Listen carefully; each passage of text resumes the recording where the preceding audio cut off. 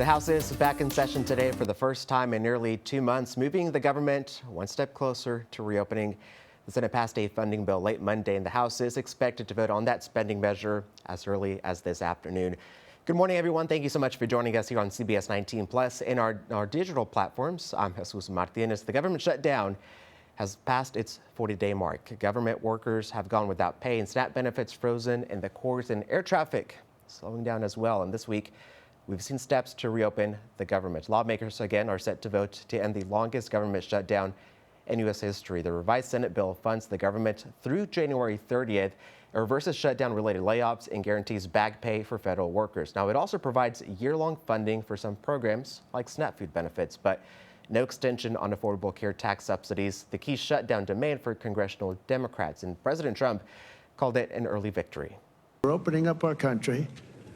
Should have never been closed. All the difficulty Americans have endured in these past 6 weeks could have and should have been avoided. But full food aid is still blocked for 42 million Americans on SNAP. Yesterday, the Supreme Court temporarily extended its order, allowing the Trump administration to issue limited payments. Joining us now this morning from D.C. is Representative Nathaniel Moran. Thank you so much for joining us this morning. I know you were just in East Texas yesterday and in D.C. this morning. Good morning, Jesus. Yes, after we spent a full day celebrating Veterans Day yesterday with a number of different events, traveled to Dallas, got on a plane and got here about 11:30 last night, ready to go today, ready to open the government back again. It's a shame that the Democrats have blocked this for the past 6 weeks, but we're ready to go. You have a long day ahead of you this morning, just about to be 10 o'clock over in D.C. right now. What can we expect in the House today, and how fast can representatives open up the government? It's been past 40 days now. I expect vote series will begin somewhere around 4 p.m. or soon thereafter, and hopefully we'll be done by dinner time or early in the evening. If there are no other blockades put out there by the Democrats, we should have it done and to the president as quickly as possible, potentially to get that signed tonight or tomorrow and get the government reopened immediately. How do you plan on voting? I know the Senate passed their version on Sunday, or on Monday, that is. It heads to you guys now today. How do you plan on voting? Yeah, I definitely plan on voting yes on this. I'm glad to see it happen. Again, this is the thing that we're voting on right now is what the Senate amended from what we sent over in September. But listen, the Senate offered this to the Democrats over 30 days ago. They said, we will put Milcon VA appropriations, we will put ag appropriations, we will put legislative branch appropriations together. We had already done a conference. We had already worked out the differences between the Senate and the House when September had ended, and they said, we'll put that together with that clean CR, and we can at least fund those 3 of the 12 appropriations bills fully for the entire fiscal year, and then the other 9 bills we can continue to work on and get a clean CR now till January the 30th, and that's what's going to happen. So we're going to fully fund 3 of the 12 appropriations bills. It's a large chunk of the federal budget, but we still got other things to work on before January 30th when the temporary patch for the remainder still needs to be done. I know the piece of legislation you guys are taking up that the Senate approved is very similar to one that was offered a couple of weeks back whenever the Senate was still voting on this. A lot of people are saying that Democrats caved. 8 Democrats voted in favor to pass this funding bill. What do you make of this back and forth, pretty much saying that this bill that's presented to you guys now is similar to the one that was presented to them not too long ago? It reaffirms the conclusion that this was really just political gamesmanship on behalf of the Democrats. They knew a long time ago that this is what needed to happen from a good policy standpoint, but they weren't willing to do it before the November 4th elections. They wanted to hold out. They wanted to make it look like that they were opposing Trump at every turn, but they knew that this was not good for the American people. People losing SNAP benefits and WIC benefits, and the ATC folks not getting paid, and TSA folks not getting paid, and Capitol Police, and so many others that were having to work without getting paid, a lot of furloughs happening. It slows down the process of government when people are not working that are ultimately going to get paid, because that's what's going to happen. I've said for many years that a shutdown does not save taxpayer dollars. It does not. It actually costs us dollars and makes us less efficient. If we need to make changes to the federal government, we need to do that in the appropriate order. But shutting down the government does not help the taxpayers. The Democrats knew that, but they were playing political gamesmanship until they could get past that November November the 4th election. And then they decided that they were going to get 8 senators, some of whom are up for retirement, some of whom are not up for re-election until 2028 or 2030, and strategically allow them then to come across and do the right thing, while the rest of them still feign as though that they are fighting on behalf of their base when they know the good policy decision is to vote for this bill. I know one of the key takeaways from Democrats from not voting for the spending bill was that Americans' premiums were going to skyrocket. That's what they were saying. What can you tell constituents here in East Texas about their premiums if this bill that you guys are going to pass or look at and vote on today does pass through? Can we expect premiums to go up? Again, we're only talking about Affordable Care Act individuals, and we're only talking about the enhanced subsidies that were COVID-era subsidies that were put in place by the Democrats. And when the Democrats put them in place, they put a termination date of those enhanced subsidies to the end of 2025. But as we've said a number of times, there's nothing more permanent than a temporary government program, and that's what the Democrats want. But the premiums increasing is not reduced by it is not affected by these enhanced premiums, because in truth, the subsidies are pushing the premiums up. If you look at the premium increases since these enhanced subsidies went in place, the gap has widened between the amount of subsidy the government has paid and the amount of premium that individuals paid. I think health insurance companies are driving those premiums up for a number of other reasons. There needs to be more competition in the marketplace. There needs to be the ability for consumers to choose better plans that fit them in particular, instead of being forced into an ACA plan.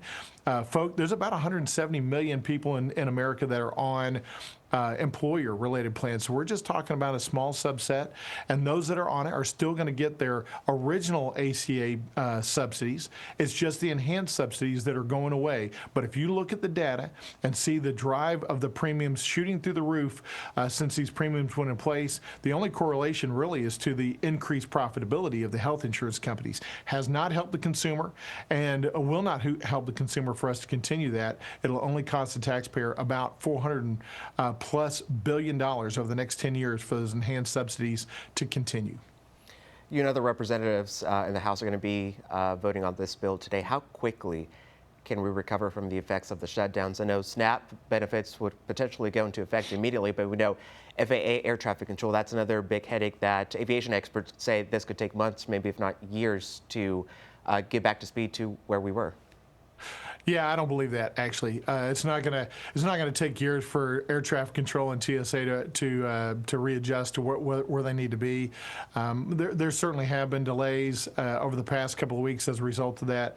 But once we get funding back in place, they ought to be able to react pretty quickly. Those agencies in particular, and really the real problem with air traffic control these days is we don't have enough air traffic controllers. Number one. Number two, we have horrible technology, which has been a problem for a number of years. And if we can get them better technology, more individuals in there to do the job that they need to do, we're going to be just fine. If there's a catch-up that needs to happen, it's in technology and personnel. It's certainly not because of this delay. It's been a problem during the shutdown. It should not be a problem long term coming out. There are families that are going to struggle as a result of this. SNAP and WIC benefits kind of are problematic. There's a lot of other governmental services that were paused during the time that we needed them to pause. IRS responses to taxpayer inquiries was one of those, and that will take a number of weeks, if not months, to catch back up to where they need to be, because now you got an added log of a bunch of things that came in that needed decisions that didn't see the same number of decisions being made on the outside. So you had a lot more coming in the queue and none going out of the queue, so now you got a bigger queue. Representative, I want to get your take on SNAP. We know the courts have been going back and forth on whether to release these emergency funds for SNAP benefits. A lot of people here in East Texas are beneficiaries of those SNAP benefits. Should people have gotten those SNAP benefits during the shutdown? Well, the Democrats, if they'd have done the right thing, would have put us in a position where this wouldn't have been an issue. And that's what the American people need to remember is if the Democrats would not have played politics with this entire shutdown, if they would have simply made the right policy decision and put the American taxpayer first, none of this would have happened. We'd have had no delay in SNAP benefits, no delay in WIC benefits, no problems with air traffic control or TSA. We'd have had none of that. We'd have had continuing appropriations. We'd be at the same point in time that we are today, and we would have gained 6 weeks of legislative work and business here in Washington, D.C., actually addressing some of these issues that they want to address. They want to address health care? Great. Let's have a health care discussion. We have lots of options and lots of bills that are on the table from Republicans that will actually lower the premiums of consumers out there that want to get better health care plans. None of them involve increasing or making permanent the enhanced COVID-era subsidies. That is the wrong direction to go. But let's have that discussion. But that discussion is separate and apart from the appropriations process. Just one more time, yes or no, should East Texans and Americans should have received those SNAP benefits during the shutdown? Well, I certainly would hope that they would have been able to receive those SNAP benefits and continue those SNAP benefits. Again, it's a shame that the Democrats stood in the way of doing that because from a legal standpoint, you've got legal questions that are now having to go up the court process that have never really been presented before because it's a unique scenario. Why is it a unique scenario that needs the Supreme Court to weigh in on it? Because Democrats created a problem where SNAP benefits were not being funded as they normally would have been, and you had to look at whether or not to use reserve funds or not. That's a problem created by the Democrats, going to have to be resolved in the courts legally about whether or not that could or couldn't happen. But none of that would have happened, and all should have been avoided if the Democrats simply would have done what was right by the American people and continue appropriations by passing our clean CR initially or by simply taking the deal that they voted on this week, taking that deal 30 days ago when it was first offered. Representative, that bill you guys are going to vote on today, there's an interesting language to it. Nearly all THC products would be banned in Texas and other states if new rules are passed in the House from this version that was passed from the Senate. That language says nearly all banned THC products containing or THC-containing hemp products nationwide would be banned as part of this spending bill to end the government shutdown. Dan Patrick led that effort here in Texas. Eventually it failed. Governor Abbott vetoed it. Is this language in this legislation something you support? I think it's something that we need to look at as a regular order of business over the next year and make sure that what we're doing in this appropriations bill is actually a good long-term policy. I have lots of difficulty with seeing THC and hemp available on the streets to a lot of folks without medical reasons. I think that that's a problem, and we certainly need to address it. I would have preferred to address it in a manner other than just in the appropriations bill. But Senator McConnell had the Senate put that in there. I think we need to continue to take a hard look at that and make sure that we are on the right, we're striking the right policy balance on those measures going forward. Would you prefer regulation or a full-on ban on these hemp products? I think we need to have full hearings and investigation on the array of potential solutions. A lot of this, as you mentioned, is really a state law issue, and we'll let the state law handle their side of the bucket. But again, I have a lot of problem with making this product available, generally speaking, across the board to the American public. It's a gateway to a lot of other problems, particularly with young people.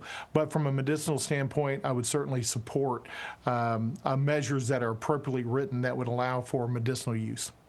And finally, Representative Governor Abbott will be here in East Texas on his campaign trail. He announced on Sunday that he's going to be running for a fourth term, and this would be the longest serving governor in Texas history. What do you make of the governor's decision to run again? And do you think term limits should happen when it comes to the Texas governor's seat?